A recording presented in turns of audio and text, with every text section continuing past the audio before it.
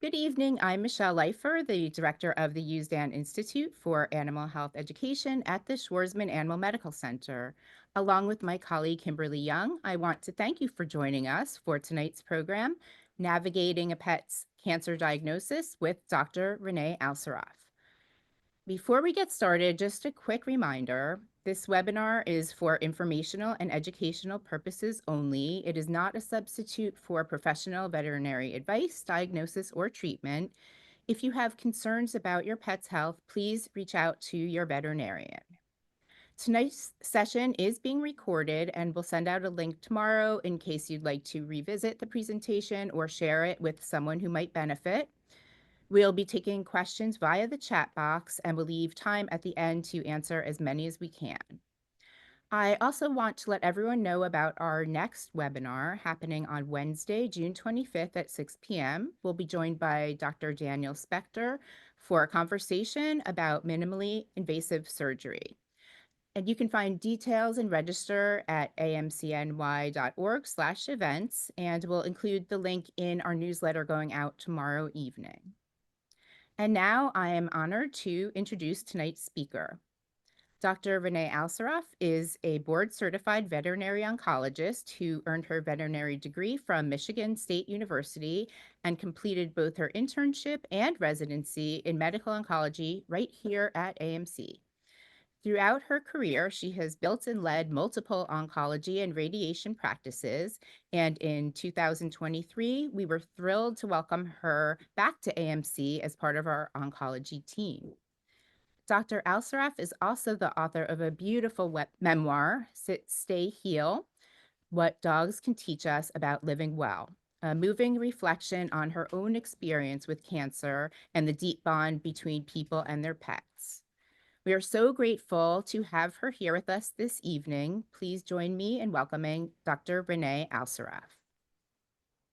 Hello, everyone. Thank you so much for coming, and a special shout out to people that are here that were clients that I now consider friends. So, thank you so very much. I'm the hardest part of the whole lecture for me is the sharing of my screen. So, let me make sure I do it correctly. And we're good, right? Everyone can see? Uh, Getting there. Yep, now it's perfect. Great. Okay. So, tonight we are going to talk about navigating your pet's cancer diagnosis. I would like to thank the Schwarzman Animal Medical Center and the USDAN Institute for Animal Health for approaching me about this topic and putting it on and doing all the back work and organizing it. So, for me to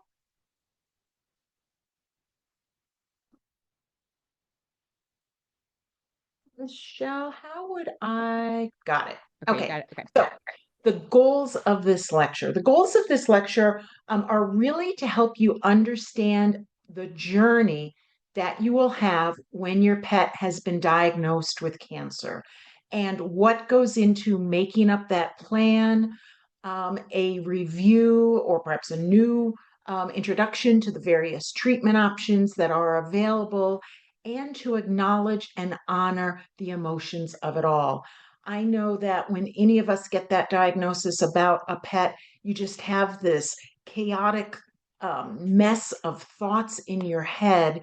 And my hope is that this lecture appeals not to just the pet parents whose pets actively have cancer right now, but also to any of those people who just want to have some information. Heaven forbid their pet gets cancer in the future. I think, some of the reasons that we read sad books, I've come to learn, like The Red Pony or Marley and Me, is that, and they make us cry, right?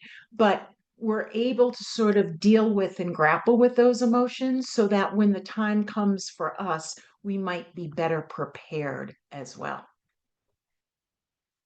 So, the early days, what to expect, sort of when you first get that prognosis. And I think What is most important is knowing that both your family veterinarian and your AMC specialist are here for you as you grapple with the roller coaster of decisions and emotions, right? That is paramount. Many, many years ago, I think that we weren't as a cohesive unit in general in veterinary medicine nationwide. But that doesn't serve the patient very well, and that certainly doesn't serve that family well. We do our best if we can work collaboratively. I know with human medicine, sometimes I have been frustrated because my one particular doctor thinks that I should go see a certain specialist, and they don't seem to talk or communicate, and it leaves me feeling a little bit insecure or feeling like, am I making the right decision or do I have to relay all that information? But to know that we not only keep your veterinarian apprised of everything, but we can have an active dialogue so that your pet gets the best care. Early in the diagnosis, it's a flood of emotions. And I know that all of my dogs have had cancer. I have boxers, so they are one of the number one breeds for cancer. You know now that I need therapy because I do what I do every day. But it is a flood of emotions, and it's really scary because you want your dog to live a nice long lifespan and be by your side. Sometimes you're angry because you're like, I bought him from a reputable breeder and I fed the right food and I made sure he wasn't overweight and I did all the right things. Or I specifically went and I rescued a mixed breed dog because they should have that hybrid vigor. Why did my pet get cancer? And that is really hard to understand. For a lot of us too, just knowing about, as I call it, the C word, triggers past experiences, friends or family members that have had cancer, and maybe sometimes things didn't go well. Or if you've never known anything about cancer treatment in animals and you've only seen a family member go through it, and maybe that was a terrible ordeal, you understandably assume that that is what's going to happen with your cat or dog. And that's just not the case, thankfully. While there are many similarities between pets and people with not only cancer and cancer treatment, but lots of medical things, thankfully there are some differences where animals do fare better. And then the internet can be both our friend and not our friend. I know sometimes as a veterinarian, we are glad when a pet parent comes in sort of with a general understanding of their pet's type of cancer. But sometimes they will rely on a website that perhaps doesn't have accurate or scientific information. And they might think that a treatment should be one way or causes certain side effects when that's actually not the case. So, when you are researching things, it's always best to check your source. And then there's that feeling of being helpless, wanting to do the best for your pet, not sure what that is. And that is a very hard spot to be in. And that's just the first 24 hours when you get that diagnosis from your general practitioner. So, what is best to do during the early days? It's very important to do a wide range or a battery of tests for a bunch of reasons. The first is we want to make sure that your pet is going to be healthy to undergo treatment, whether that be surgery, radiation, chemotherapy, immunotherapy, or a combination of the above. It's also really important to make sure that there isn't anything else wrong. I get a lot of people that come in and say, my dog is perfectly healthy. And I'm thinking, well, it does have cancer. But sometimes what we find is there's something occult or something that has not really shown. Your cat or your dog is not showing any clinical signs, but it's important to find out before undergoing treatment for something. A great example, God forbid, is a brain tumor. Animals can often live for years with treatment of a brain tumor, but heaven forbid, if they have chronic kidney disease or something like that, that might alter how we treat. It also might alter your decision as to whether or not you treat. So, some of the things we do, a CBC is a complete blood count, and that looks at red cells, white cells, and platelets. Our red cells, white cells, and platelets are made in our bone marrow. There are certain cancers that can spread to or originate from the bone marrow, causing then problems with those cells. So it's important to do that test. A chemistry profile is what you see on your left side, and that's just the first page. That looks at liver enzymes, kidney function, electrolytes, proteins, and as you can see, you don't want red, right? So the things in red are not normal. Now, sometimes they're not a problem at all. If you look at sodium, an electrolyte, they're saying it's abnormal because it's 158. Well, normal's up to 157. So that's like saying the average person should weigh 150 pounds. You're really not overweight at 151 pounds. But if you go down that list at the ALP and the GGT, those are liver enzymes and they're a sign of liver function. It's important to know that because it might change either the dose that we give of a medication. It might change if your animal needs anesthesia, right? It might change what we do. The urinalysis gives us a look also of kidney function, how well your pet can concentrate their urine. And then there's always other tests that we sometimes would add in. Checking your cat for feline leukemia virus. It happens that that can be a prognostic indicator as to how well or not well your cat is going to do with their cancer, specifically lymphoma. We might also do a thyroid profile to make sure the metabolism and everything is fine too in your dog. Another screening tool that we highly recommend would be chest x-rays. The chest x-ray that you see on your left is normal. Now, I don't know, I don't think you can actually see me point. Can you see my pointer, Michelle? I So can. great. I think so. So this is a dog and he is laying on his side and it's an x-ray of his heart and his chest. Air, this is the outside, air is always black on an x-ray. So that's why we see all this nice black here as the lungs. Bone is the densest structure. And so that is where we would see his spine and the vertebral processes, so the vertebrae, and these are his two front legs. It just so happens that these little white lines are the ribs. Here's the liver.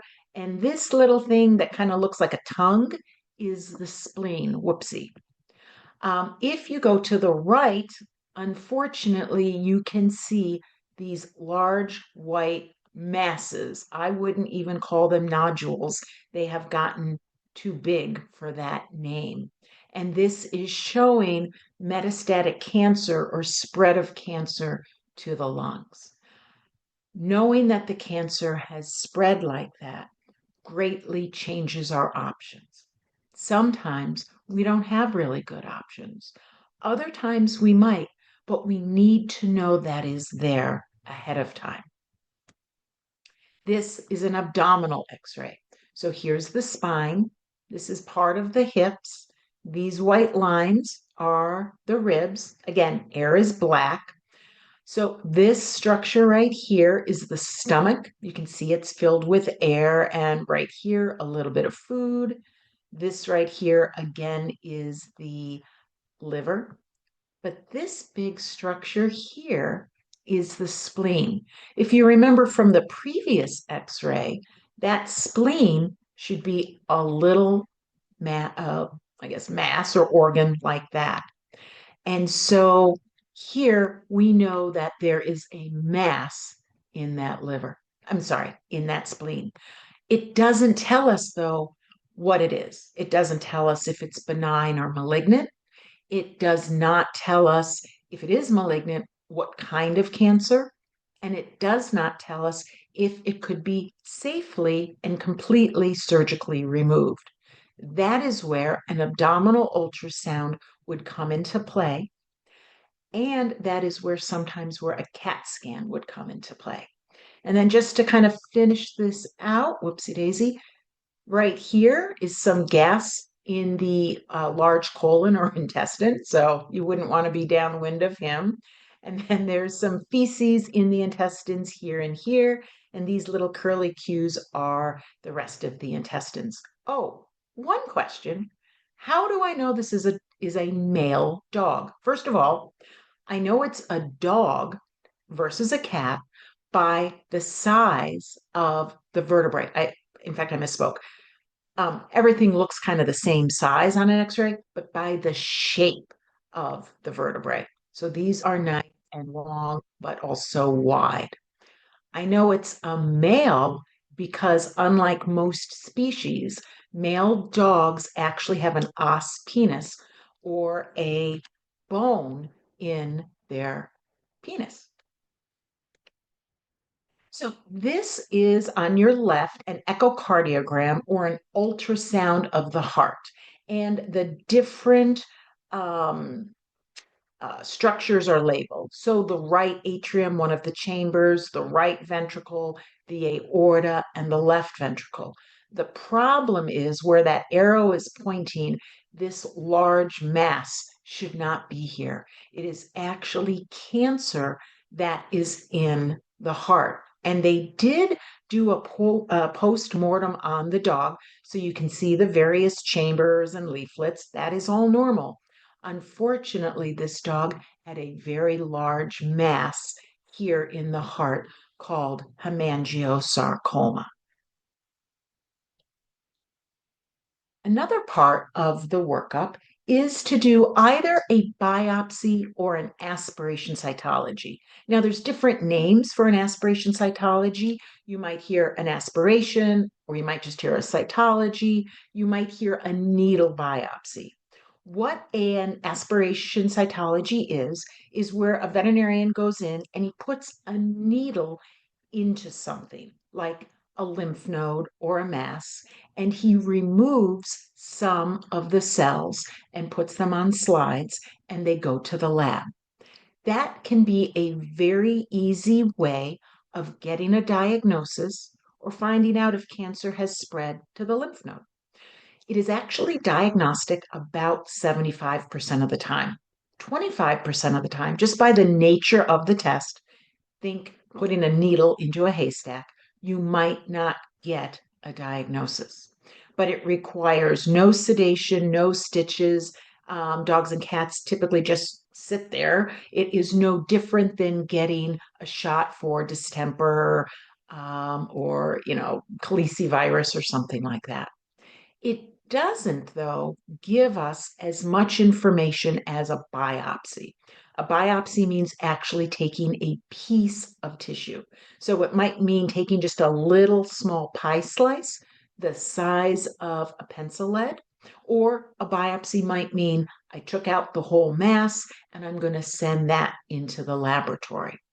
The slide to your far right is a slide of, it's a cytology of mast cells. Mast cells are actually a normal cell in all of our body, and they are responsible for some of our allergic reactions or hypersensitivity or allergies. The picture of the pug in the middle, and it was one of my patients who was just darling, had that red mass right here in the lip of his mouth, and that was actually a mast cell tumor. Pugs, like most brachycephalics or most smush breed dogs, are more prone to getting mast cell tumors than other breeds. Thankfully, they are also more, their tumors are less aggressive and they are often more amenable to treatment.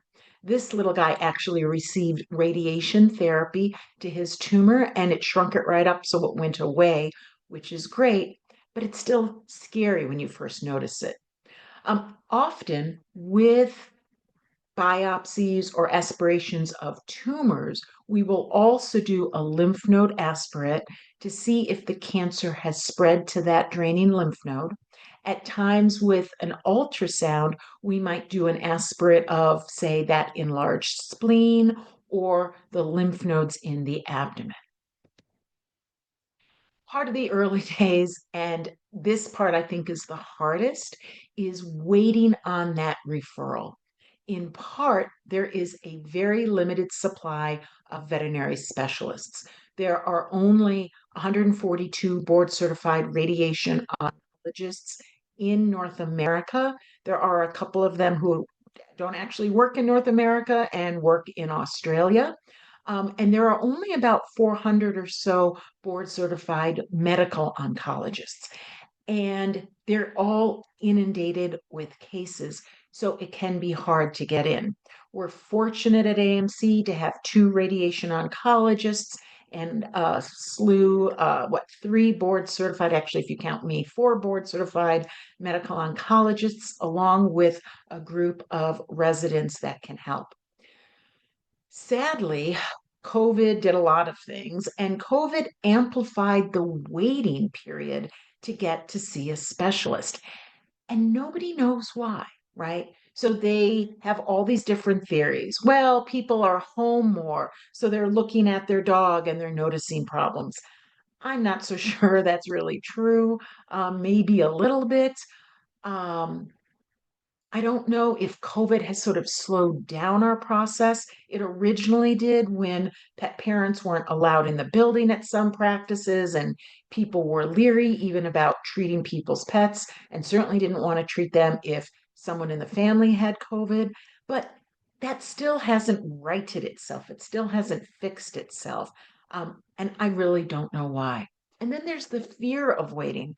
As some of you know, back in 2018, middle finger in the air, I was diagnosed with the C word, and thank God, 7 years later, they use a different C word, cure, which is great, but I had to wait to be seen by a specialist, and all I could think of is that I just wanted to get this cancer or this monster out of my body.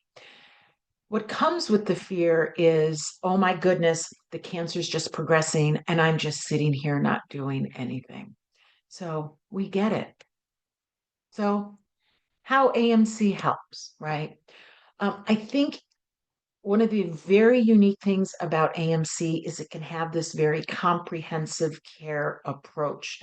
It is a group of specialists that are all dedicated to doing the best possible that they can for you, your family, and your pet, where we bounce different ideas off of without the slowness sometimes of a university. Great and a university, not meaning to misspeak, but it's just sometimes a different speed level.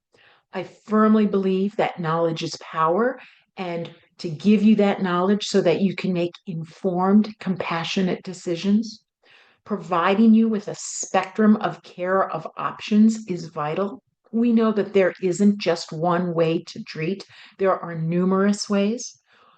There are some places that just follow a almost a cookbook type protocol, right?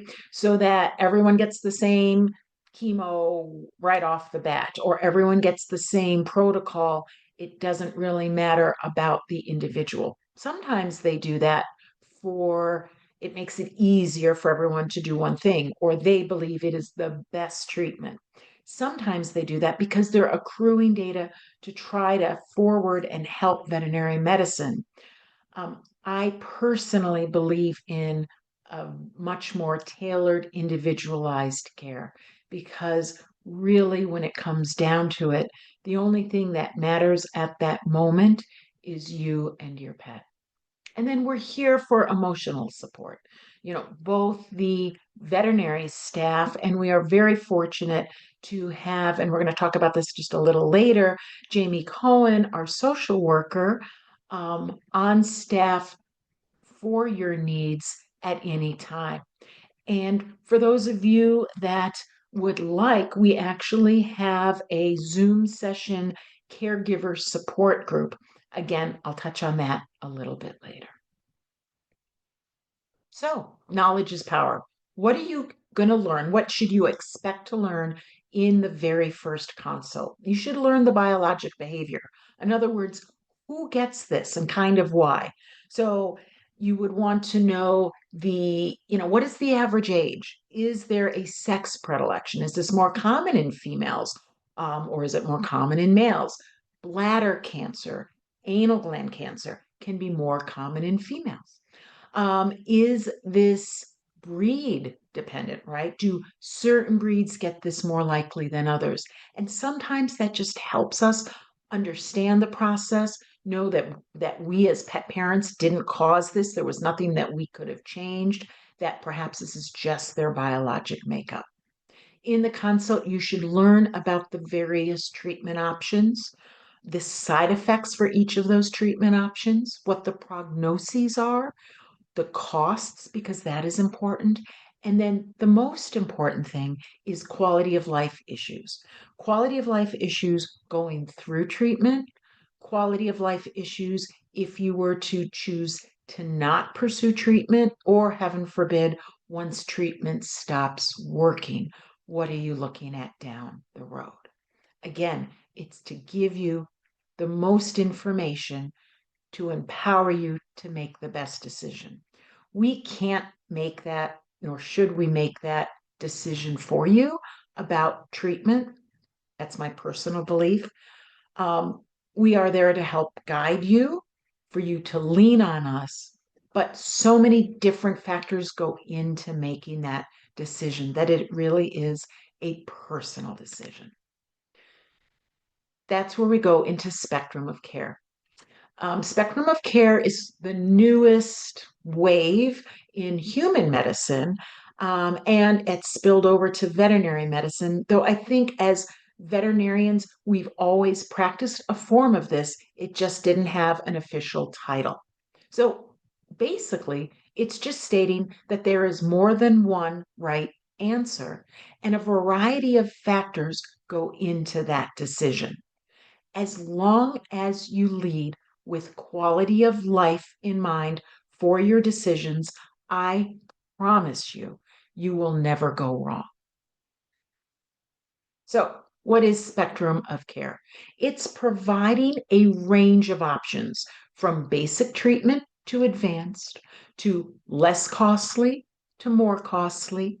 It is dependent on resources, on different skill levels, on low tech type options at the hospital or clinic, and state of the art. It is not a gold standard. It's not, well, this is one way to treat, but this is a better way to treat, right? That's judgmental. It's not substandard care and standard of care, because again, there are many different things that go into this.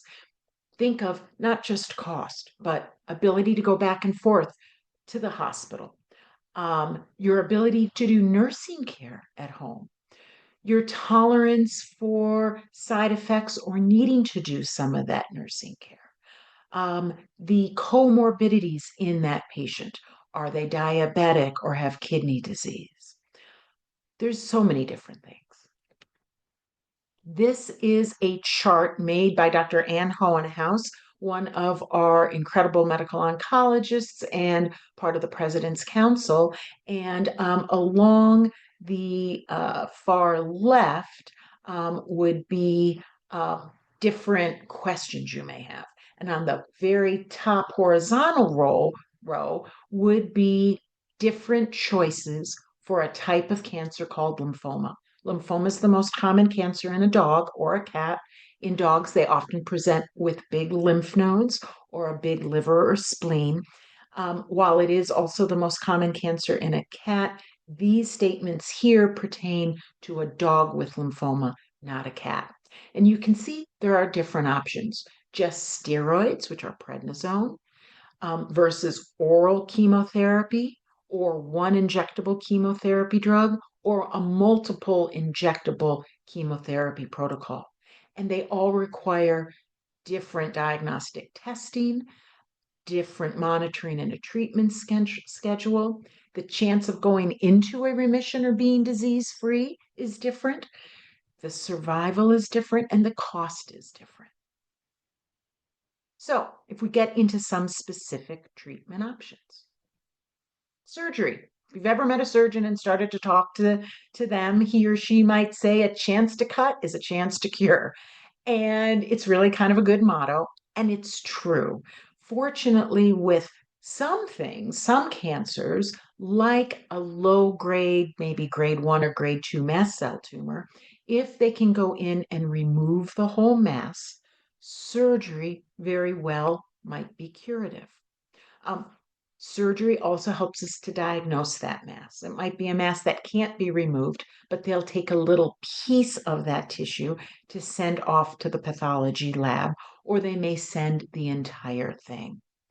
Um, it's always important to remember that there is general anesthesia for a patient, so you want to make sure that all those preliminary tests are done. And then there will be different recovery times. Um, Dogs are very similar to us, as are cats. But I think a big difference is that they recover, they heal so much quicker. Think of your cat or dog when they were spayed, right? Especially for your dog.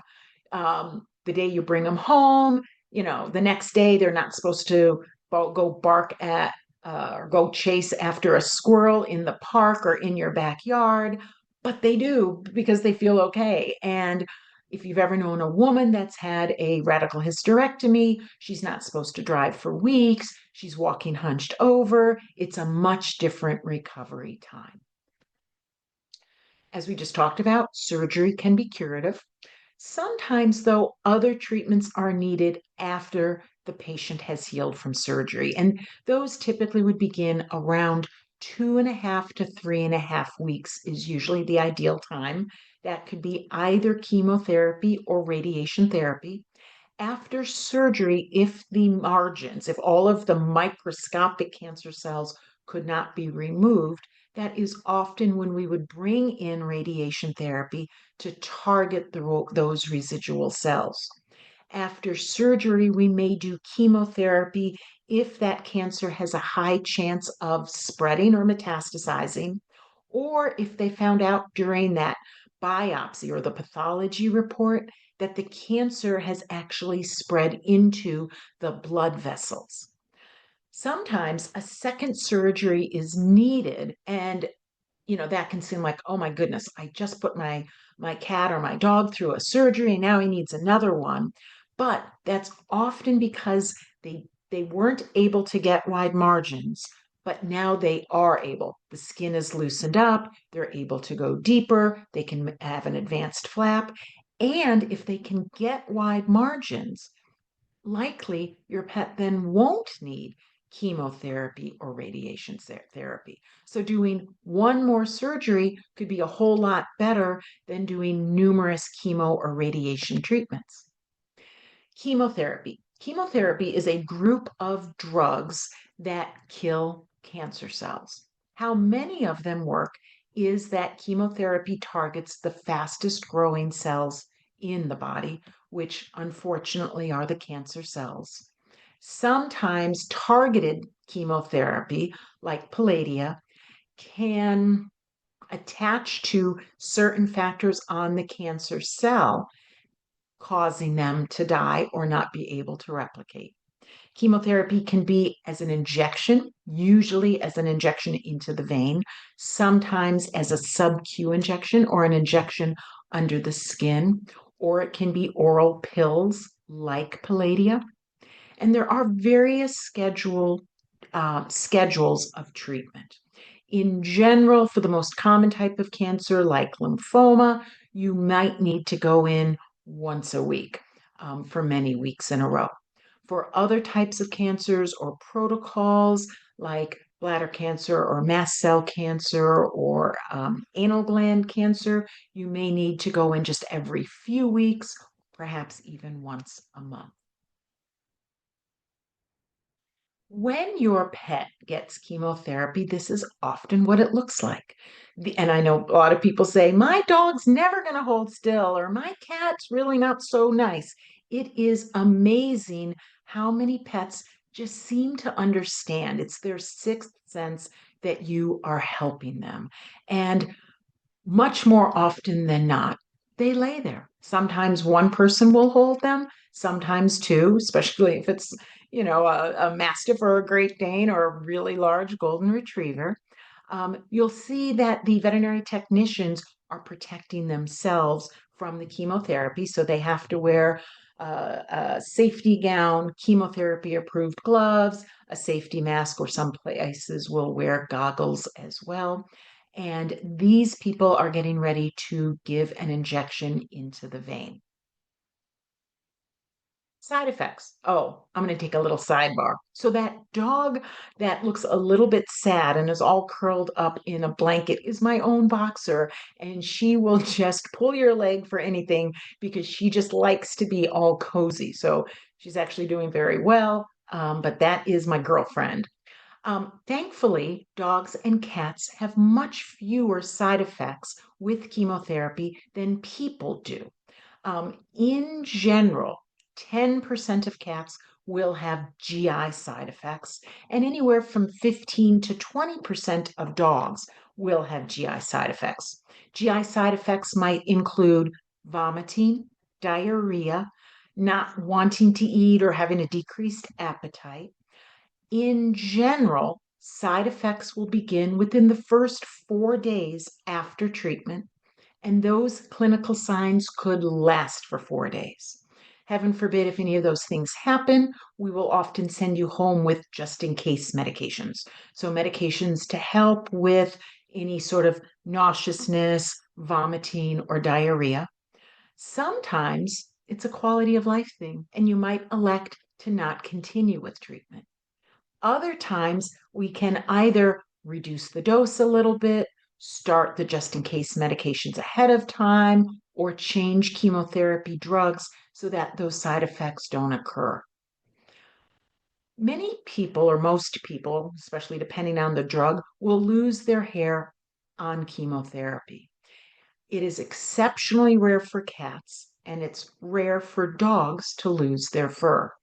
Reason being is if you remember, chemotherapy targets the fastest growing cells. Fastest growing cells in all of our body are our hair cells, our bone marrow cells, and our GI tract cells, except for dogs and cats. In general, their hair only grows to a certain point and then it stops growing. Think of this, you never have to go take your Labrador to get a haircut. So that is why they don't lose their hair. Dogs that are good for people with allergies, who have actually less fur like qualities and more hair like qualities, like a poodle, a Bichon, some doodles, will lose some of their fur. They'll lose it specifically around their muzzle.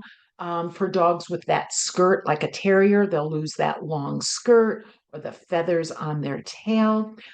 They won't look bald, but they will definitely look different. Sometimes, especially cats, the coat color will eventually change and they may lose their whiskers. They do grow back. Comorbidities are important to know about. If your pet is diabetic, it makes it harder to regulate when they're on chemotherapy. Radiation therapy, where I currently am working at AMC, is a treatment that is best for local disease. It can sometimes also be used for certain cases where there is spread of cancer, but it is ideal for cases where it's just one tumor in one place. Think of it like surgery, except that we can treat a wider area and we can treat a tumor that is not amenable to surgical removal. Often pets will need multiple treatments, which we'll get into in the next slide, and they'll need light anesthesia because they have to hold completely still. We can't have people hold them. First of all, we won't really hold them perfectly still, but then I think our staff would glow by the end of their day. This is actually AMC's radiation therapy unit. It was new just a couple years ago and is state of the art. The pet lays on that table. Believe it or not, that table is called a couch. I do not know who named that because that is anything but a soft and comfortable sofa. And then that gantry, or the area above right here, is where the radiation comes out of. And this can actually spin around the patient, treating the patient 360 degrees. There are many different types of radiation. The two main types are definitive treatment and palliative treatment. Definitive treatment comes from human medicine, and it means treating with the intent to cure. That's more true in human medicine than in veterinary medicine, but some cancers can be cured. Some soft tissue sarcomas, like fibrosarcomas or just sarcomas or spindle cell tumors in dogs, there's about a 76% chance of cure for some of those tumors. Certain types of mast cell tumors can be cured. Um, there are then three different kinds of definitive treatment. There is something called stereotactic radiation, and you'll see here there is different names for that. SRT, SRS, SBRT, and from my perspective, that's just an exercise in semantics. It's no different than if you sneeze and you need a Kleenex, but it really might be a Puffs or a Scotties, and it's just a facial tissue. The old school, well, I shouldn't say that. The mainstay of radiation that has been around for decades is CFRT, or conventionally fractionated radiation. Think of a woman that had breast cancer, where she gets a small dose of radiation every day for a few weeks. Same happens with a dog. Um, the newer form of radiation is the stereotactic radiation. That is where we're able to give the same total dose as the conventionally fractionated, and that might be anywhere from 14 to 20 treatments. But with the stereotactic, giving that same biologic dose, we're able to do it in 3 treatments, occasionally just even 1 treatment, but usually 3 treatments. The reason we're able to do it is because with the newer technology, we're able to image the cancer and treat with less than 1 millimeter of normal tissue around the field. So everyone says, well, gosh, I want that type of treatment for my pet. Unfortunately, it's not always a preference. Sometimes there is one that is better or safer or more effective for your pet. And then IMRT is as if CFRT and stereotactic had a baby. It uses the same um, targeted precision technology as stereotactic radiation, but it gives it in small daily doses over 14 to 20 treatments. Palliative radiation is, well, the definition of palliation is to improve quality of life, although it typically does not improve quantity of life. So you would do that as pain control. You would do it if the mass was bleeding and you wanted to try to curtail or stop that. On occasion, a palliative protocol, which is usually once a week for 6 weeks, sometimes twice a week for 3 weeks, but sometimes a palliative protocol is just as good as definitive. That would all be discussed by your radiation oncologist. So this is a typical setup. This is actually the dog on your left is not from the Animal Medical Center. It's a place that I used to be at. But this is a dog that is sitting in a beanbag-like apparatus, but it literally conforms to his body. So that each time that he gets that stereotactic radiation, his body is always exactly in the same way. Because remember, if you're only treating with less than a millimeter of normal tissue, you have to have absolute precision that your target is where you think it is.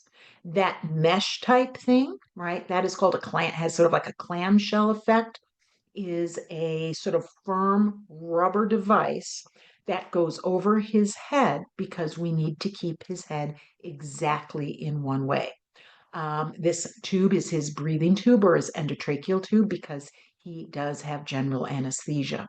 The scan to your right is actually a scan of his brain, and that dog has a brain tumor right here. Fortunately for him, he received 3 doses of stereotactic radiation. Actually, he's still alive, knock on wood, and doing well, and it has been over 600 days. Many brain tumors in dogs and cats can do very well with radiation. Side effects. Side effects usually are just local to the site. It's not always true in people. Sometimes people get a general malaise or lethargy. Sometimes they'll get some GI upset. That's not true in dogs and cats. They can get, there's about a 25 to 50% chance of getting a sunburn like effect on their skin. It depends on the tumor type, it depends on the type of radiation. Typically, that would not begin until the latter few weeks of radiation, or sometimes within 2 weeks of radiation ending. And it can take a couple of weeks for that sunburn effect to heal. Burn cream works well. Sometimes prednisone pill can help as well. The fur, when it grows back, will often grow back white. So it kind of looks funny on, say, this black doodle, or I say, on a black cat, but it's just a cosmetic issue. However, not all the hair will necessarily grow back. Some pets will get what we call hyperpigmentation, which is the medical term for freckles. People, we freckle as little brown spots. Dogs and cats would freckle as a black patch of skin. It is of no consequence. It is just cosmetic. Late-term side effects we rarely see. By rarely, I mean maybe in the single digits, maybe 5% or less. And again, it's particular to where the radiation was. There might be some fibrosis or scarring. So if it was in a leg, they might lose a little range of motion. And this would happen later. Or if it was in the rectal area, they might develop a stricture, making it harder to defecate. Again, 95% of patients don't experience this, thankfully. Immunotherapy. So, what is immunotherapy? It is medications that are used to stimulate the body's own immune system to fight a plethora of diseases, but especially cancer. On your right is the canine melanoma vaccine. Memorial Sloan Kettering actually did a lot of the initial um, uh, investigation, and AMC partnered with them for a trial in general for a dog with melanoma. The vaccine can help up to 70% of patients. How it works is it stimulates the dog's own body to make antibodies against the melanoma cancer cells. It's not a vaccine to prevent cancer. The downside of the vaccine is that it can take the dog's own body 4 to 5 months to mount an adequate immune response. So it's not going to help you in the short term. You're still going to need surgery, or your pet will still need surgery or radiation therapy, or on occasion, possibly even chemotherapy to get you through or to bridge you to that 4 to 5 month time period. Now, to you, the caregiver, right? Because when we're treating cancer in veterinary medicine, we're treating the whole family and we're honoring that family dynamic. I fully believe that the power of the loving relationship that people have with their animals is astronomical. And scientifically, we know that that human animal bond increases our endorphins and dopamine and our skin temperature, which means that our blood flow is better. It improves our immune system, our mood. We get out and exercise more. It decreases our blood pressure, our heart rate, stress, anxiety, depression, and cortisol. Stress is not good for for so many reasons. There was a study with children that had type 1 diabetes, and those children that lived in a home that had a pet actually statistically did a much better job of, taking care of themselves with their insulin, with their blood tests, with eating correctly than children who didn't. What are the goals of caregivers? And heavens knows I've been on both sides of the table. Obviously, it's to be the best nurse and caregiver that we can be for our four-legged friend. We want them to have not just improved health, but the best health possible. We all want them to live as long as possible as well. But the biggest thing is quality of life, right? We want their quality of life to be the best it can be. And then it's important to give back to yourself. The costs weigh on you. Certainly of medical care and costs of everything have just gone up. And that's hard. But also the toll it takes. I firmly believe you can't pour from an empty cup. You have to give back to yourself. But we get such unconditional love, unbridled companionship, loyalty, and care from our pets. As much as we are fully responsible for them, they believe they are 100% responsible for us. So that helps to fill our cup back up. Our pets mirror for us what self care is. They lick their proverbial wounds. They nap when they're tired. They take care of themselves. And then, certainly at the Animal Medical Center, Jamie is doing incredible work with lots of families, of individual people as they grapple with decisions, as they unfortunately mourn the loss of their pet, and even then as they celebrate milestones and success stories. But what happens as the end draws near? And that's something that none of us want to face, but sometimes it's easier to face or to have an idea of what that might involve. Um, so many times I get asked, Doc, how do you know when it's time? And it's that dreaded question with the ever dreaded answer. I will tell you, you totally don't have to believe me. Your pet will have their own way to let you know. And everyone who is listening or watching to this lecture, I have no doubt, is so in tune and cherishes their pet that sometimes if we just take a breath and we stop thinking, we'll just feel and know. Trust your instincts. How many times do we all say, or Lord knows I say, gosh darn it, I knew it. Why didn't I listen to myself? The questions on your right give you a framework. It doesn't mean that if three of them are yeses or four of them are nos, that you should or shouldn't consider stopping treatment or consider end of life measures. End of life measures might be humane euthanasia. That might be done at with your specialist. It might be done with your general practitioner because they've known them since a puppy or a kitten, or that might you might choose to do that in your home. Some people, for whatever reason, spiritual, personal, what have you, do not choose euthanasia, and that's okay too, as long as there are palliative measures. So, measures to make sure that their pet isn't in any pain. So, on that note, I guess that was a little sad.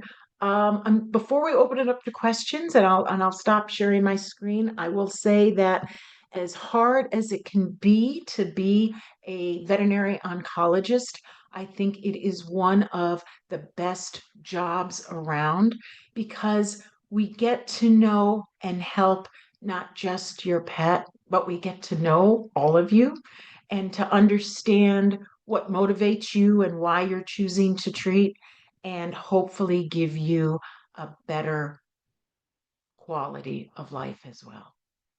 You know, when we What I have found is sometimes, and I think it's human nature, we take for granted uh, our pets or our family members or our friends. And then when we find out that there might be a serious disease for our four-legged friend, and maybe chemotherapy or radiation gives us another holiday season or three more summers, I find that those people, myself included, cherish each of those days.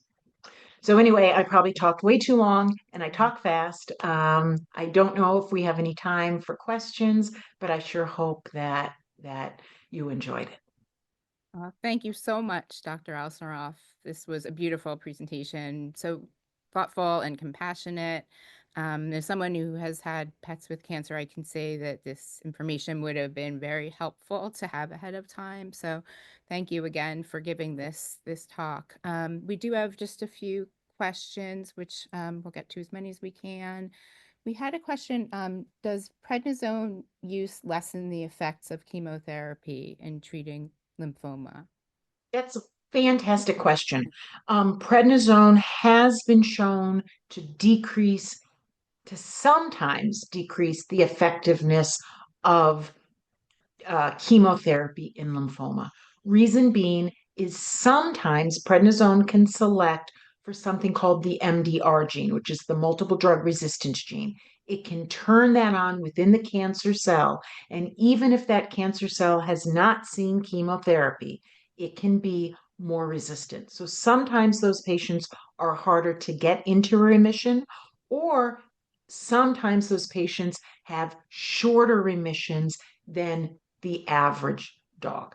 That being said, some patients need to be put on prednisone before getting chemotherapy because their disease is so progressed or the clinical signs and quality of life is so poor that they need that immediate prednisone.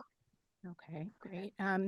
If a dog were to have radiation every single day for radiation therapy, would they have to come to AMC every day? I guess there's So they would have to come to AMC every day. We tend to do it as a drop off.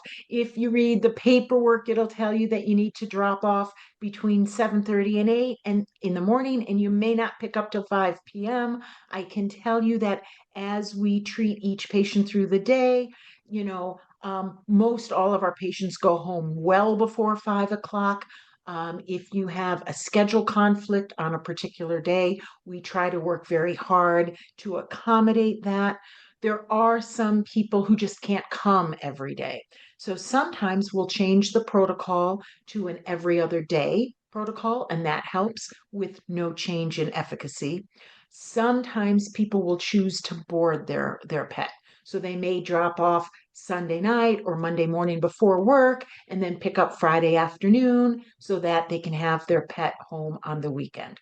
But there are different ways that we can accommodate. okay, great. Are there immunotherapy treatments for other cancers or cancers other than melanoma? There are some, much of which are still in the early phases. There have been some for osteosarcoma, which is the most common bone tumor in dogs, and some of those dogs have shown great promise or compromise. Yes. Okay, great. We have many people saying thank you so much. Just to let everyone know, if the question is too specific to your pet, it's hard to answer it in this setting. And really, a diagnosis and an exam and a consultation is necessary. We did have a question just about turkey tail, if that's helpful at all. So, Um, turkey tail is still considered an alternative medication. And really, the definition of alternative medicine is that it just hasn't been proven in the masses yet. So, nothing wrong with it. It can sometimes be a very good complement for certain types of cancers, um, just like Yunnan Baeo can be, which can help sometimes inhibit or stop small bleeds for bleeding tumors, or hemangiosarcoma, which is the most common tumor in the spleen or the heart of a dog or cat. Um, My personal theory on alternative medicine is it absolutely can help some individuals. We just really cannot make accurate claims for the general public because that hasn't been proven yet. And once it's been proven, it's then considered the standard of care. Okay, great. Uh, thank you. Let's see, again, thank you for this presentation. On average, what is the time interval between stereotactic radiation treatments? Great question. So, with stereotactic radiation, ideally it needs to be given on consecutive days. So, there's typically 3 treatments, and your pet would need it on, say, Monday, Tuesday, Wednesday, Tuesday, Wednesday, Thursday, um, Wednesday, Thursday, Friday. It's best given in a consecutive approach. Okay, great. Is spleen cancer treatable or curable if it has gone So into the there's lots of lungs? different Yeah. types of Okay. cancer of the spleen. The most common is hemangiosarcoma, which is a tumor of the that lines the blood vessel or arises from the blood vessel. It is one of the most aggressive cancers that dogs get. One of my own boxers had it and unfortunately only lived about 30 days. Mm, And his only clinical sign is that he had lost 1 pound. And wow. I noticed him across the kitchen and I thought, he's lost weight. And I brought him in, and lo and behold, but it had already spread. It's not commonly presents that way. Usually you would know well in advance. Um, there are other types of, and so for that disease, we would often remove the spleen and give 5 doses of chemotherapy. AMC is actually doing a trial looking at a pill that's used for many other types of things, like blood pressure regulation, and those dogs are actually doing better than just chemo and surgery alone. But there are other types of tumors of the spleen, like a fibrosarcoma, leiomyosarcoma, where surgery is the treatment of choice, nothing else. And those dogs can do quite well. And then, of course, about a third of all splenic tumors are benign, not cancerous. We don't want them to rupture, so we would want to remove that, but once it's removed, there's an excellent prognosis. Okay, terrific.